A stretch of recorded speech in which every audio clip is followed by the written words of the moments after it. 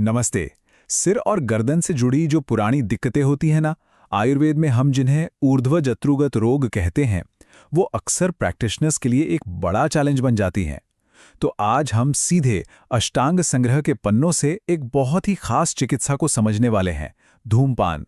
और हाँ, ये जो पूरी चर्चा है, ये खास तौर पर बीएएमएस और एमडी स्कॉलर्स और जो शालक्य तंत्र में प्रैक्टिस कर रहे हैं, उनके लिए बहुत काम की होने वाली है, ताकि वो इस क्लासिकल नॉलेज को अपनी प्रैक्टिस में और बेहतर तरीके से इस्तेमाल कर सकें। तो आज हम क्या क्या देखने वाले हैं। सबसे पहले तो समझेंगे कि धूमपान का बेसिक प्रिंसिपल क्या है। फिर देखेंगे कि ये कितने तरह का होता है। इसके बाद एक बहुत ज़रूरी बात, इसे कब इस्तेमाल करना है और कब बिल्कुल नहीं। और फिर हम इसकी पूरी प्रैक्टिकल प्रक्रिया, इसकी डोज और टाइमिंग, और आखिर में ये कैसे पता चलेगा कि थेरेपी कामयाब रही, इन सब पर बात करेंगे। तो चलिए सबसे पहले बात करते हैं धूमपान के मूल सिद्धांत की। देखिए, ये जो थेरेपी है ना, ये खास तौर पर ऊर्ध्वजत्रुगत एरिया के लिए है। मतलब हमारी कॉलर बोन या हंसली के ऊपर का हिस्सा, यानी हमारा सिर, गर्दन और हमारे सारे सेंस ऑर्गन्स। और आयुर्वेद में ये जो टारगेटेड अप्रोच है, ये इतना जरूरी क्यों है? चलिए इसी को समझते हैं। अष्टांग संग्रह का ये श्लोक देखिए, ये बिल्कुल सीधे पॉइंट पर आता है। साफ साफ लिखा है कि धूमपान का जो मेन पर्पस है वो है सिरदर्द, जैसे वात और कफ से जुड़े विकारों को शांत करना। और यहां बात सिर्फ सिम्टम्स को दबाने की नहीं हो रही है, नहीं, बात हो रही है उस एरिया में जो असंतुलन है, उसकी जड़ पर काम करने की। तो निचोड़ क्या निकला? धूमपान एक हाईली टारगेटेड थेरेपी है। ये कोई जनरल पूरे शरीर के लिए दी जाने वाली चीज नहीं है, नहीं। इसे खास तौर पर सिर और गर्दन के हिस्से में बढ़े हुए वात और कफ दोष को बैलेंस करने के लिए ही डिजाइन किया गया है। और सच कहूं तो यही इसकी असली प्रिसीजन, इसकी असली खासियत है। ठीक है, तो अब हमें ये तो पता चल गया कि ये कहाँ काम करता है। अब सवाल उठता है कि ये काम कैसे करता है। देखिए, धूम्रपान का मतलब सिर्फ एक तरह की थेरेपी नहीं है। ये तो मेडिकेटेड स्मोकिंग का एक पूरा स्पेक्ट्रम है। मतलब इसमें कई अलग अलग तरह के धूम हैं, और सही टाइप को चुनना, बस वही इसकी कामयाबी का सबसे बड़ा राज है। वैसे तो ग्रंथ में कई टाइप्स बताए गए हैं, लेकिन जो 3 मेन हैं जिन्हें हम इनहेल करते हैं, वो है शमन, जो दोषों को पैसिफाई करता है, दूसरा है ब्रहण, जो नरिशमेंट देता है, और तीसरा है शोधन, जो बड़े हुए दोषों को शरीर से बाहर निकाल फेंकता है। अब ये जो टेबल है ना, इसमें समझिए पूरी थेरेपी का सार छिपा है। एक प्रैक्टिशनर के लिए ये एक बिल्कुल क्लियर रोड मैप की तरह है। सोचिए, अगर वात और कफ दोनों बढ़े हुए हैं तो एक मिडल पाथ लेंगे, शमन, धूमपान। अगर वात ज्यादा है, जिसे ड्राइनेस और रूखापन आ गया है, तो नरिशमेंट देने वाला बृहणन धूमपान बेस्ट है। और अगर कफ के वजह से भारीपन और ब्लॉकेज है, तो उसे बाहर निकालने के लिए सबसे स्ट्रॉन्ग शोधन धूमपान। इससे बेहतर कुछ नहीं। मतलब ये दोषों के आधार पर एक बहुत ही सोफिस्टिकेटेड और कस्टमाइज्ड थेरेपी है। अच्छा, किसी भी पावरफुल थेरेपी के साथ एक बात हमेशा याद रखनी होती है कि उसे कब इस्तेमाल करना है। ये जानना तो जरूरी है ही, लेकिन उससे भी ज्यादा जरूरी ये जानना है कि उसे कब बिल्कुल इस्तेमाल नहीं करना है। तो अब हम आते हैं क्लिनिकल डिसीजन के सबसे जरूरी हिस्से पर, इंडिकेशंस वर्सेस कॉन्ट्राइंडिकेशंस। तो सवाल यह है कि धूमपान किन किन कंडीशंस में फायदेमंद है।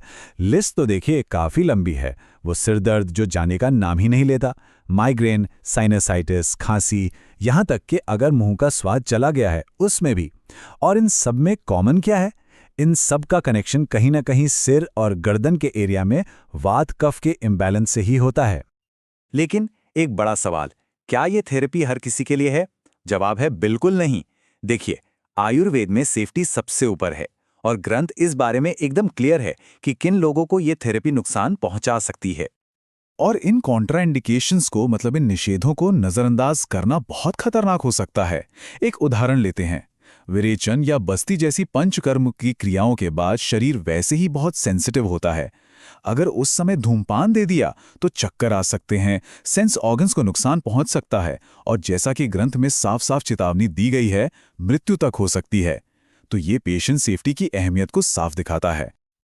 अब ये स्लाइड देखिए, ये सही और गलत के बीच का जो बारीक सा फर्क है उसे बहुत अच्छे से दिखाती है। अगर थेरेपी सही तरीके से हुई है तो चेस्ट, गला और सेंसेस में एक क्लैरिटी महसूस होगी, सिर हल्का लगेगा। लेकिन डोज जरा सा भी ज्यादा हुआ तो चक्कर आना, जलन होना, यहां तक कि सेंसरी इंपेयरमेंट भी हो सकता है। और इसी बैलेंस को साधना, यही तो एक अच्छे प्रैक्टिशनर की कला है। चलिए, तो क्यों और कब तो हमने समझ लिया। अब आते हैं सबसे प्रैक्टिकल सवाल पे कैसे? क्योंकि एक कामयाब थेरेपी के लिए सही टूल और सही टेक्निक दोनों का होना बहुत ज़रूरी है। ये जो आप देख रहे हैं, ये है धूम नेत्र। और ये सिर्फ कोई पाइप नहीं है, ये एक खास तौर पर डिज़ाइन किया गया इंस्ट्रूमेंट है। इसमें 3 चेंबर होते हैं। और वो क्यों? ताकि धुआं बहुत तेज़ी से और हार्श तरीके से अंदर ना जाए, बल्कि आराम से धीरे धीरे पहुंचे। इससे इसकी सेफ्टी और इफेक्टिवनेस दोनों ही बढ़ जाती हैं। और यहाँ देखिए एक तरह की आयुर्वेदिक इंजीनियरिंग। जो धूम नेत्र की लंबाई है वो थेरेपी के हिसाब से बदलती है। जैसे शमन जैसी माइल्ड थेरेपी के लिए सबसे लंबी नली यूज होती है ताकि धुआं थोड़ा ठंडा होकर पहुंचे। वहीं शोधन जैसी स्ट्रॉन्ग थेरेपी के लिए सबसे छोटी नली, ताकि धुआं ज्यादा इंटेंसिटी के साथ पहुंचे। कितना सोचा समझा डिजाइन है ना?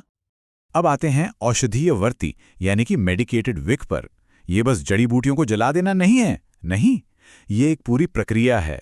पहले सरकंडे को 24 घंटे भिगोना, फिर उस पर हर्ब्स का पेस्ट लगाना, उसे जौ के दाने जैसा खास आकार देना और फिर उसे छांव में सुखाना। हर एक स्टेप ये पक्का करता है कि औषधि ठीक से और एक बराबर जले। अब जो असल प्रक्रिया है वो बहुत सीधी सादी है। मरीज को सीधा बैठना है, मन शांत रखना है, धुएं को अंदर लेना है और फिर बाहर छोड़ना है। लेकिन ये जो बाहर छोड़ने का तरीका है ना, उसके लिए एक बहुत ही सख्त एक ऐसा नियम है जिसे तोड़ा नहीं जा सकता। ये श्लोक देखिए, ना नास्या दृग्विघात भयात, मतलब साफ चेतावनी है, धुएं को कभी भी नाक से बाहर नहीं निकालना है। क्यों?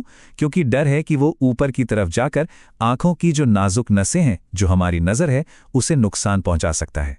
ये सुनने में एक छोटी सी डिटेल लगती है, पर सेफ्टी के लिहाज से ये सबसे ज़रूरी नियम है।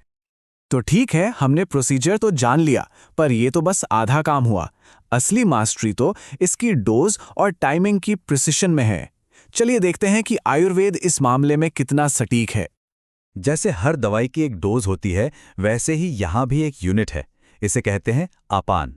आपान का मतलब है धुएं को एक बार अंदर लेना और फिर बाहर निकालना। इसका एक पूरा साइकिल। आप इसे एक पफ या कश भी समझ सकते हैं। इससे ये पक्का हो जाता है कि हर बार एक जैसी डोज दी जा रही है। और यहाँ देखिए, हर टाइप की थेरेपी के लिए डोज कितनी अलग अलग है।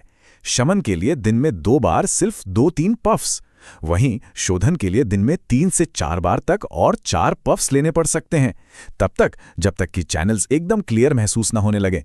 तो ये सब थेरेपी के गोल पर डिपेंड करता है। डोज के साथ साथ टाइमिंग भी उतनी ही जरूरी है।